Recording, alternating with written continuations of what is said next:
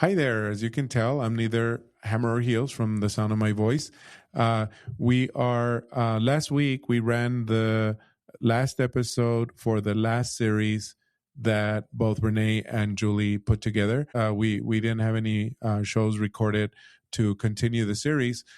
So I went back to our instructors that teach here at Global Training Center, and I asked them to come on the show so that we can have more of these tips shows for you all, more in the sense of what they teach, what they are looking at when they are doing courses for us. So we will be continuing the series until we can get Julie and Renee back on. I hope you'll enjoy them. We did record 4 at once, so those will be spread out through the month of May. Just please comment or send me a note or something. Let me know what your thoughts are. Thank you very much, and hope you enjoy this.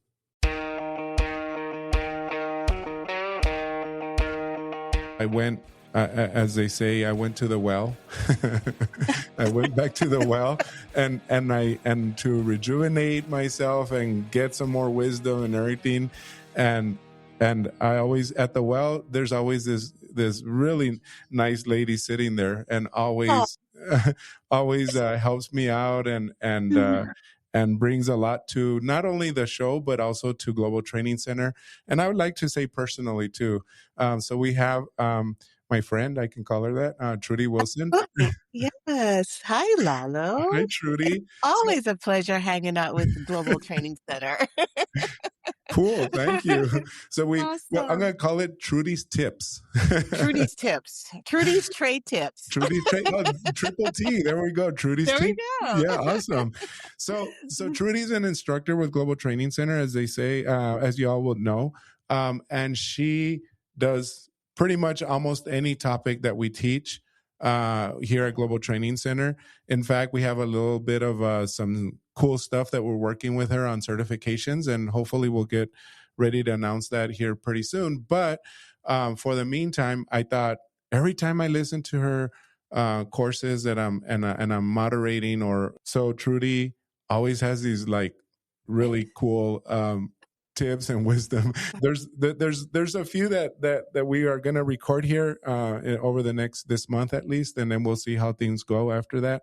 But Trudy, thank you for joining me here and being here and talking about trade. Thank you for having me, Lalo. Like I said earlier, it's always good to hang out with you guys. We've been a wonderful team, let's put it that way, over the years, and we've worked really well together. So it's always a pleasure to come in and, I should say, pop in and say, hey, and talk about trade. Who doesn't like talking about trade, right?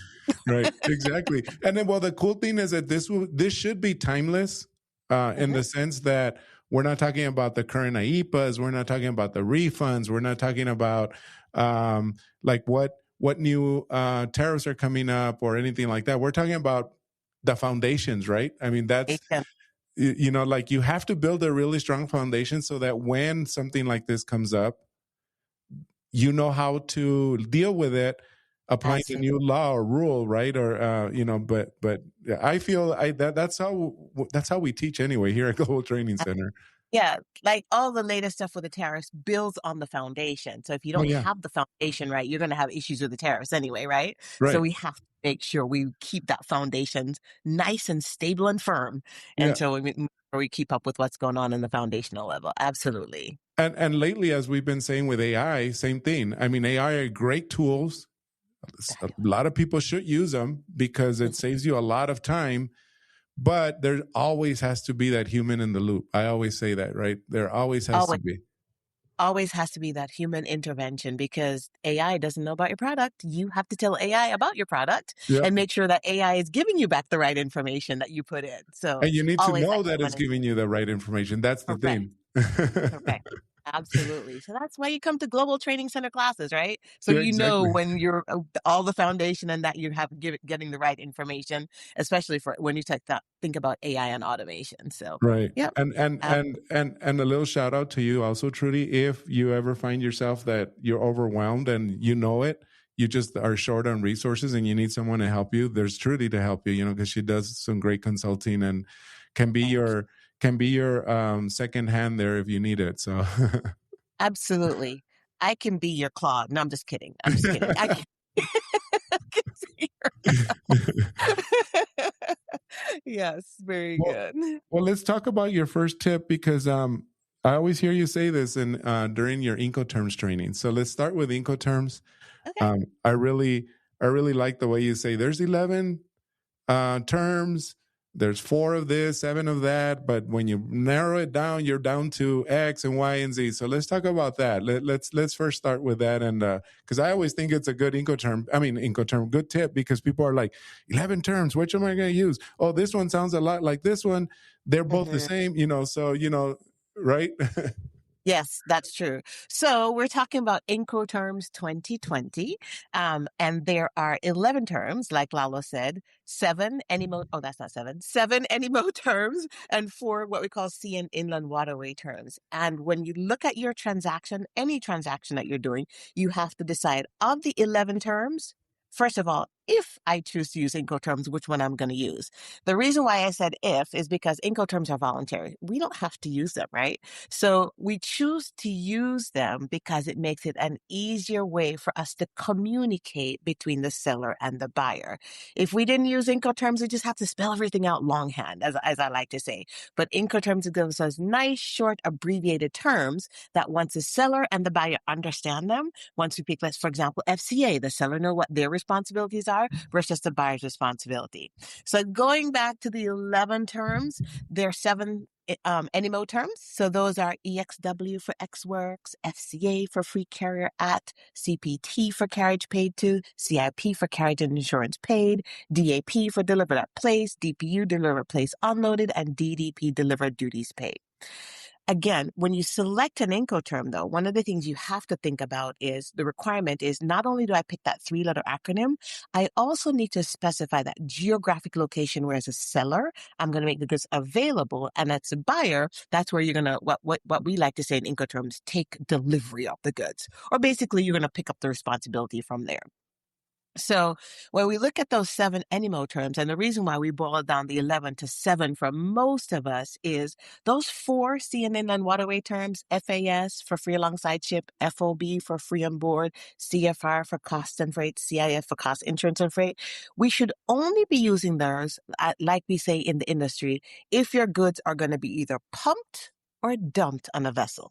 I'm hoping you're going to remember that, right? Pumped or dumped. So what am I thinking about here? Think about fuel is pumped, oil is pumped. What's dumped? Think about grain or minerals or ore that's going to be like from a big vat, so to speak, and it's just going to come over and just dump for all intents and purposes on a bulk container. So most of us are not shipping by bulk. So what that essentially does is means that we should really be focusing on the 7 NEMO terms, right? So that just takes FAS, FOB, CFR, and CIF off the table. We don't even have to worry about those. So I'm making your life more simple already at the start. But Trudy, Right? so that's always been a confusion with some of our clients when they come to the training. They think, oh, it's coming by ocean vessel, so I need to Yeah. use one of those 4. Even though they Okay. packed it in a TU in a big container, and they think, I mean, it's in a box or whatever, and they still think, oh, I need to use one of those 4, right? I mean, that's been one of the common misconceptions, right? Absolutely. So one of the things we break out in the class to decide, yes, I'm going by ocean, so that sea sounds like I should be using it, right? Those sea terms and those waterway terms sounds like those are the 4 I should be using, but it would make life too simple. So what what the ICC intended, the International Chamber of Commerce, that's the group that actually puts together the Incoterms and manages and maintains it. What they intended is that if your goods fits in a container, whether full container load or less than container load, you still fall in any mode, right? So let me expand that discussion just a little bit more. When we talk about any mode transportation, we're talking about anything that moves by air. When I say, I just talked about ocean, so I'm going to break that out a little bit further for you. Any of my surface carriers, truck, rail. I like to go even a little bit further. Bicycle, donkey, rickshaw, walking across the border, any mode of transportation. But again, ocean is still in there because if it's a multimodal move, that's where people get confused, right? The multimodal move, anything in a container, like I said before, either a full container load or less than container load, the ICC intended that we should be using it's the 7 NEMO terms for those transportation. So that's where the confusion comes in, right? So that's one of the things. And one of the terms that a lot of people get stuck on, because we've been stuck on it for years, is FOB. Yep. Everybody likes to use FOB, free Yep. on board. And I'm like, right? Because it's just like, it's so maddening because it's just kind of come down the line and, and it's tribal knowledge, right? This is what they trained me to use. And this is what I've kept using. And we've slowly started getting people to move away from FOB and to use Incoterms incorrectly. I mean, I'm sorry, to use Incoterms correctly. Or stop using incorrectly. Stop using it incorrectly and use it correctly. Yeah. So I even like to break down the 7 terms a little bit closer to say, do I really have to focus on the 7 terms? And usually as instructors, we're like, no, you can actually focus and determine within your organization of the 7 terms, which one or ones are you going to use? Okay. So when we start at the spectrum with XWorks, EXW, that's where the shipper has the least obligation. All they have to do, like we say, is package goods, make it, label it, mark it, stick it on a skid, shrink wrap it, pick up the phone and call the customer and say, hey, your goods are ready to go. As a seller, once you hang up the phone, your cost, risk, and responsibility is done and everything becomes the buyer's responsibility, right? So if I'm in the selling role, I'm thinking, oh my gosh, this sounds great. Nobody told me exporting was this easy, right? All I have to do is make the goods, call the customer, and I'm done. But my favorite saying is, whatever sounds too good to be true typically is too good to be true. And XWorks is that term, right? So we have that discussion all the time in class, kind of breaking it down because everybody's like, yeah, we use XWorks. It's great. It's easy. I'm like, wait a minute. Let's talk about this. It might be easier in one sense because you think it's less work to do. But what's happening on the backside of that is you're opening up yourself to too much risk and exposure, right? What am I referring to? We all should be familiar with export reporting and export filing and knowing whether or not where our product is going. So if we are doing a true XWorks transaction, we're not responsible for that export filing. But guess what? It's still your responsibility to show that proof of export filing, that fabulous acronym, ITN, Internal Transaction Number. So we have to remember, if we are the U.S. principal party in interest, aka the U.S. PPI, we have to ensure that we have proof of export filing. Right. And if we're doing an XWorks transaction, we have given that over to our foreign supplier, and now their freight forwarder is doing it on their behalf, but we still need a record of that. So how are you going to get that record keeping? Because you have to keep those records for 5 years. One of the records that you have to keep for 5 years, right? Another thing you need to think about is in a true XWorks transaction, who's responsible for loading the goods? Did you know it's actually your customer that's responsible for loading goods at your location? But what kind of practical sense does that make? Because I don't want, if I were you, let me put it that way, right? If I were you, I wouldn't want a random trucker in flip-flop and shorts on my dock. No. I don't want to open myself up to that risk and exposure. So many of us say we're doing an XREX transaction, but we're actually doing the physical loading because it makes more practical sense. So I said, again, we think we're doing XWorks, but we're not doing a true XWorks transaction because that trucker has to load the goods on board the dock. However, if we're working with like FedEx, UPS, or DHL, then that does make sense, right? Because the FedEx or the UPS driver or the DHL driver does come on our dock and load the truck. So in that scenario, it does make sense. But anything beyond that, it doesn't. It's not a true XWorks transaction, right? The other thing I want to bring out with XWorks, why as instructors, we caution you as sellers whether or not you should use it, is because how are you going to ensure who your product is going to, and how they're going to use it, among other things, when we think about export control. There are many companies that have sold their stuff domestically.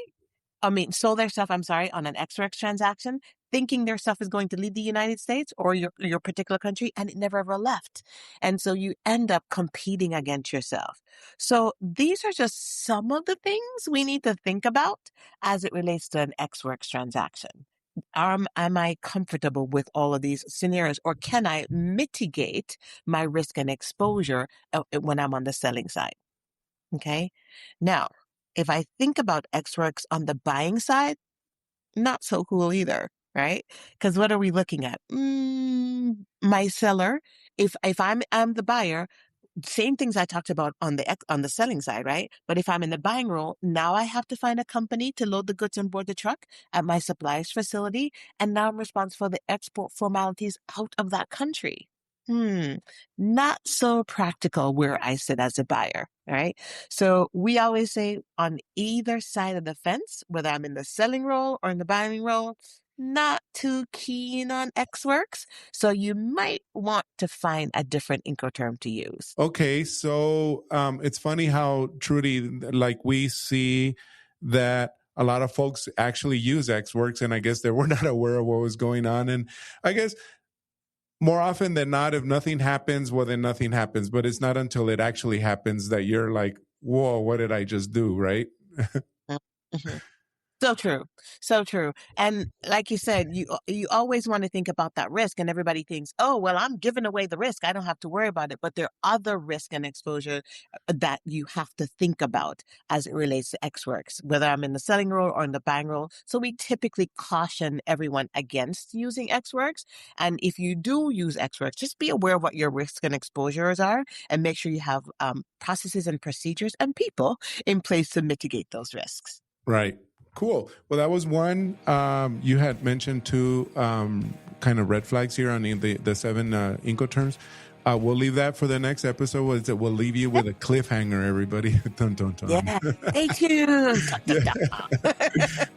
Okay. Well, thank you, Trudy, for that tip. And everyone, thank you for joining us. And we hope you continue to follow, share, and and just comment or let us know on our episodes.